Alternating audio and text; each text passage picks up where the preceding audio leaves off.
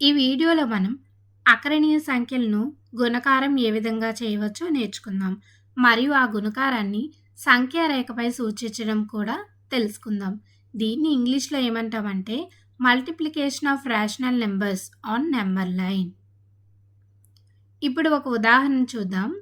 2/3 into 6 దీనిని సంఖ్యా రేఖపై సూచించండి.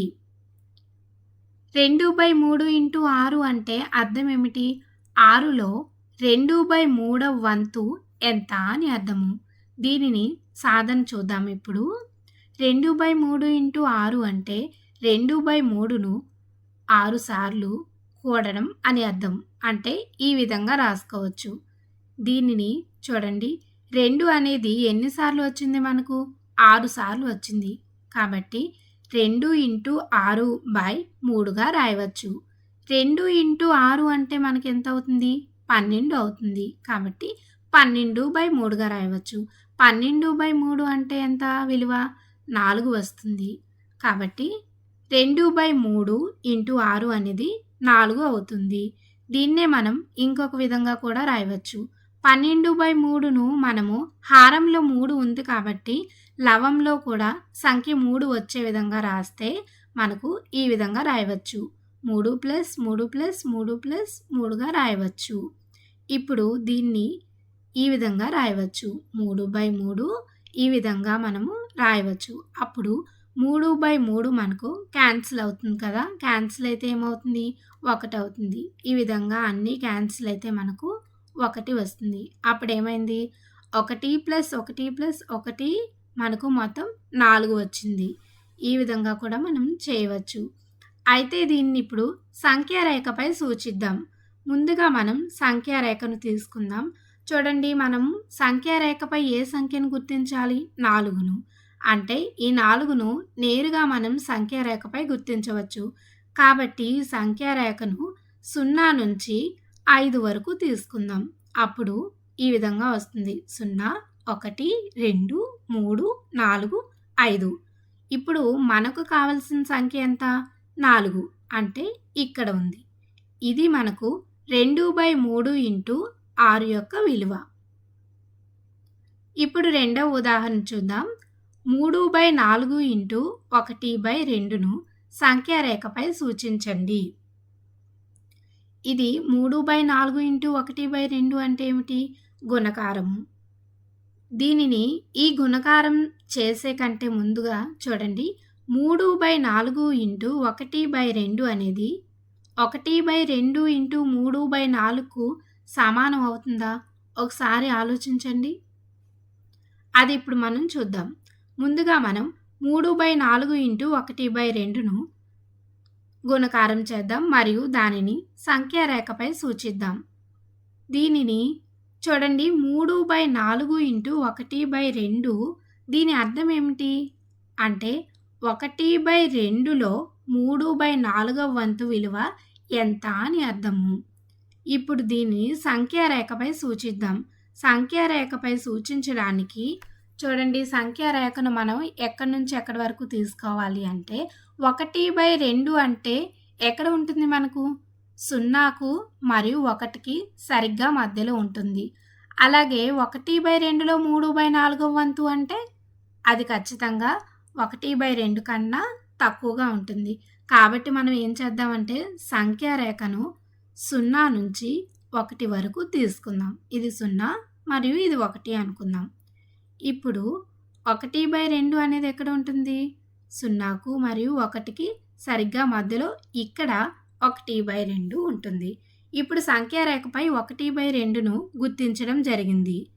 మరి ఇప్పుడు చూడండి, ఈ 0 మరియు 1/2లో ఈ మధ్య భాగంలో మనకు ఈ దీంట్లో 3/4 వంతు ఎంత?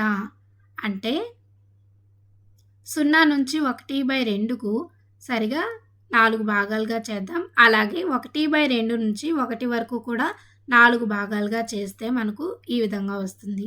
ఇప్పుడు 1/2లో 3/4 వంతు ఎంత? అంటే ఇది మనకు 1/4 వంతు, ఇది 2/4 వంతు, ఇది 3/4 వంతు అవుతుంది 1/2లో. అంటే మనకు కావాల్సింది ఏమిటి? ఈ విలువ. ఇప్పుడు ఈ విలువ చూడండి 0 నుంచి 1 వరకు మొత్తం ఎన్ని భాగాలున్నాయి? 8 భాగాలు ఉన్నాయి. కాబట్టి 0కు పక్కనే ఉన్నది ఇది 1/8 అవుతుంది. ఇది 2/8, ఇది 3/8. అంటే మనకు కావాల్సిన విలువ ఎంత? 3/8. అంటే 3/4 ఇంటూ 1/2 అనేది 3/8 అవుతుంది. ఇప్పుడు సంఖ్యా రేఖపై మనం గుర్తించడం జరిగింది కదా! దీనిని గుణకారం ఏ విధంగా చేయవచ్చో చూద్దాం. 3/4 ఇంటూ 1/2. చూడండి 2 అకరణీయ సంఖ్యలను గుణకారం చేసేటప్పుడు దానిని లవాన్ని లవంతోనూ, హారాన్ని హారంతోనూ నేరుగా గుణించవచ్చు. అంటే 3 ఇంటూ 1/4 ఇంటూ 2గా రాయవచ్చు.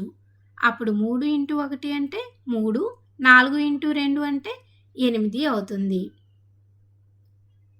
ఇప్పుడు మనం రెండవది చూద్దాము. అంటే 1/2 ఇంటూ 3/4 విలువ కూడా ఇంతే అవుతుందో లేదో చూద్దాం.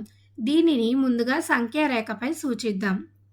చూడండి సంఖ్యా రేఖను తీసుకుందాం. ఈ సంఖ్యా రేఖను ఎక్కడి నుంచి ఎక్కడి వరకు తీసుకోవాలి అంటే చూడండి 1/2 ఇంటూ 3/4 దీని అర్థం ఏమిటి అంటే 3/4లో 1/2 వంతు ఎంత అని అర్థము.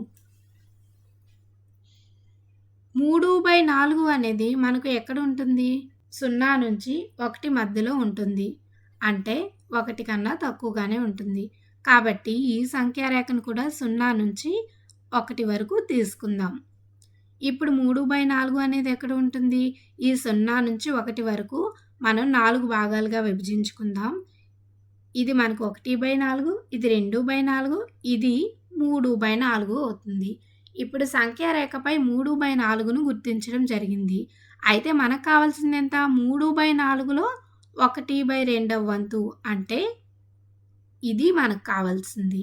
దీని విలువ ఎంతో ఇప్పుడు చూద్దాం. 1/2 ఇంటూ 3/4ను గుణకారం చేయాలి అంటే మనకు తెలుసు కదా! లవాన్ని లవంతోనూ, హారాన్ని హారంతోనూ గుణించాలి. అంటే 1 ఇంటూ 3/2 ఇంటూ 4 అవుతుంది. 1 ఇంటూ 3 అంటే ఎంత? 3. 2 ఇంటూ 4 అంటే 8. అంటే 3/8గా వచ్చింది. ఈ బిందువు విలువ 3/8 అవుతుంది. ఇప్పుడు చూడండి 2 సంఖ్యా రేఖలను గమనించండి. 2 కూడా మనకు 3/8 దగ్గర గుర్తించడం జరిగింది. అంటే 3/4 ఇంటూ 1/2 అనేది 1/2 ఇంటూ 3/4కు సమానం అవుతుంది అని చెప్పవచ్చు. ఇప్పుడు ఈ 3/4 ఇంటూ 1/2 అనేది 1/2 ఇంటూ 3/4కు సమానం అయింది కదా! ఇది ఏ రూపంలో ఉంది? a into b is equals to b into a రూపంలో ఉంది. ఇక్కడ a మరియు bలు అనేవి ఏ సంఖ్యలు? అకరణీయ సంఖ్యలు. మరియు ఈ అకరణీయ సంఖ్యలను ఇక్కడ మనం ఏం చేస్తున్నాం? గుణకారం చేస్తున్నాం. అంటే ఏ విధంగా గుణించినా అంటే ఇటుతటు అటు ఇటు గుణించినా సరే మనకు వాటి విలువలు అనేది సమానం అయ్యాయి. ఈ విధంగా సమానం అయితే దాన్ని మనము ఏమంటామంటే స్థిత్యంతర ధర్మము లేదా వినిమయ ధర్మము అంటాము. మరియు ఇవేం సంఖ్యలు? అకరణీయ సంఖ్యలు కాబట్టి దీని నుండి ఏం చెప్పచ్చు అంటే అకరణీయ సంఖ్యలు గుణకారం దృష్ట్యా స్థిత్యంతర లేదా వినిమయ ధర్మాన్ని పాటిస్తాయి అని చెప్పవచ్చు.